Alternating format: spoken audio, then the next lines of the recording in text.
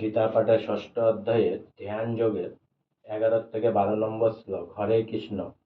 শুচ দেশে পচিষ্টাপ্য স্থির মানসা মার্তন নাতুচ্চিতং নাতি নীচং চৈলা জিন কুশোত্তরম তৈত্রকা গ্রং মন ইত্যা যত চিত্রেন্দ্রিয় কিয় উপবিশ্বাসনে যুগ্ঘাত যোগ মাত্র বিশুদ্ধয়ে। সূর্য মানে পবিত্র, দেশে মানে স্থানে, স্থাপ্য মানে স্থাপন করে, স্থিরম মানে স্থির, আসনম মানে আসন, আত্মন মানে নিজের, ন মানে না, অতি মানে অতি, উচ্চিতম মানে উচ্চ, ন মানে না, অতি মানে অতি, নিচম মানে নিচু, চৈলাজিন কুশতরম কুশাসনের উপর মৃগচর্ম তার উপরে বর্ষাসন রেখে, তত্র সেই আসনে একাগ্র মানে একাগ্র, মন মনকে কীর্তা করে, যত চিত্র মনকে সংযত করে, ইন্দ্রিয় মানে ইন্দ্রিয়, ক্রিয় মানে কার্যকলাপ, উপবিশ্য মানে উপবেশন করে, আসনে মানে আসনে, যোগ্ঘাত মানে অভ্যাস করবেন, যৌগম মানে যোগ অভ্যাস, আত্ম মানে অন্তঃকরণ, বিশুদ্ধয়ে মানে শুদ্ধ করবার জন্য। অনুবাদ: যোগ অভ্যাসের নিয়ম এই যে কুশাসনের উপর মৃগচর্মের আসন, তার উপরে বস্ত্রাসন রেখে অত্যন্ত উচ্চ বা অত্যন্ত নিচ না করে সেই আসন পবিত্র স্থানে স্থাপন করে তাতে আসীন হবেন।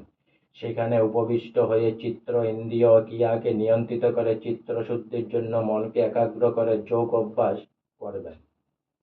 তাৎপর্য: এখানে পবিত্র স্থান বলতে তীর্থস্থানকে বোঝানো হয়েছে। ভারতবর্ষের প্রায় সমস্ত যোগী ও ভক্ত গৃহত্যাগ করে প্রয়াগ, মথুরা, বৃন্দাবন, ঋষিকেশ, হরিদ্বার আদি স্থানে অথবা গঙ্গা ও যমুনার তীরবর্তী কোনো নির্জন স্থানে বসবাস করে যোগ অনুশীলন করেন, কিন্তু আধুনিক যুগের অধিকাংশ মানুষের পক্ষে এ ধরনের সাধনা করা সম্ভব নয়। আজকাল অনেক বড় বড় শহরে তথাকথিত যোগ অনুশীলনের স্কুল বা যৌগিক সংস্থা গড়ে উঠেছে। এই সমস্ত সংস্থাগুলি টাকা উপার্জনের একটি ভালো ব্যবসা হতে পারে, কিন্তু যথার্থ যোগ সাধনার জন্য এগুলি সম্পূর্ণ অনুপযুক্ত। উদ্বিগ্ন চিত্ত, অসংযমী মানুষ কখনোই ধ্যান করতে পারে না।